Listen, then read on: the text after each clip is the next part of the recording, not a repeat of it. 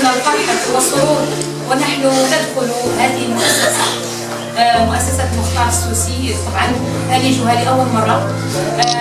طبعا الشكر موصول للطاقم الإداري والتربوي، الشكر أيضا موصول للأستاذ عمر لوريكي والأستاذ عبد الله. أنتم بكل صراحة محظوظون، يعني محظوظون بكل معاني الحظ، لأنكم حظيتم بأساتذة بهذا المستوى، أساتذة يعني يتميزون بنكران الذات، بالتضحية، بالجهد، بروح المبادرة. وهذا ما كنا نفتقر له نحن لما كنا صغارا.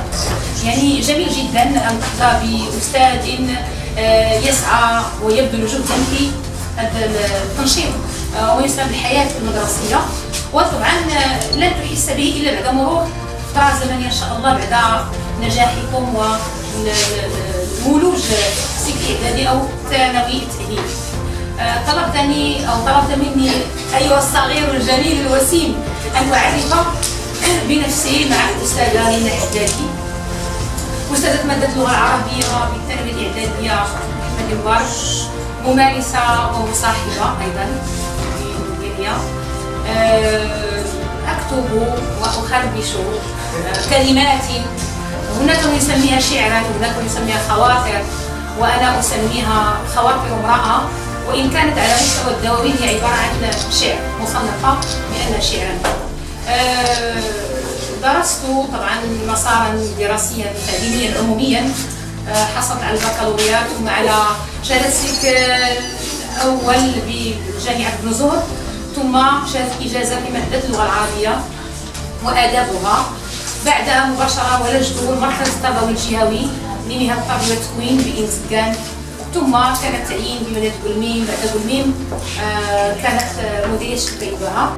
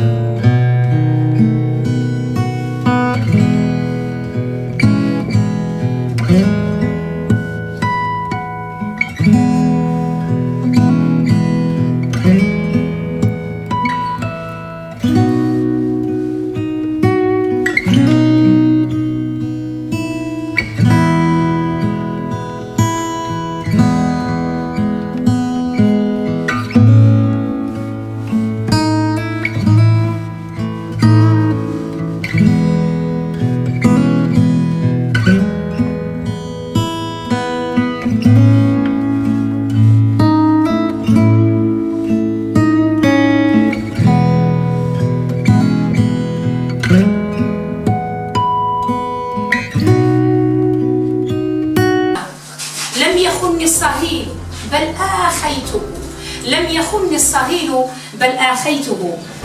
نم على خاصرة شمسك الآسرة، فشموسي ما عادت تشرق في شرفاتهم، وقمري ما عاد يحاور صداهم. المطر يغسل لوح الهواء، اصنعوا من أنفسكم رمادا، أنا جذوته ورددوا اللحن الواحد، فلن أكون بارعة في السؤال.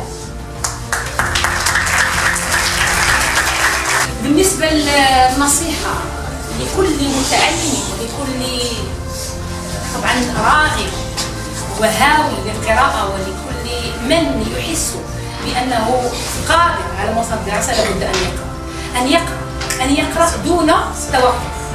وطبعا القراءة تنتج عن رغبة داخلية، وطبعا لابد من محيط مساهم، الأسرة، الأب، الأم طبعا، زائد المؤسسة، لأن دائما عندنا المدرسة الأولى طبعا هي الأسرة، ثم المدرسة تعتبر أيضا أسرة ثانية.